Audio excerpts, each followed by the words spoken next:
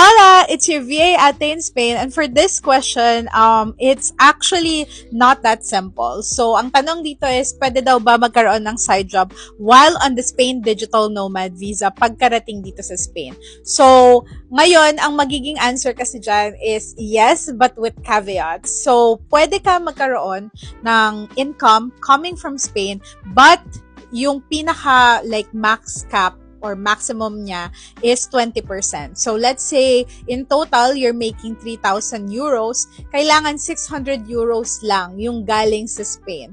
So that definitely underpays you if kahit man part-time yung kukunin mo na job here in Spain, definitely medyo masyado siyang maliit.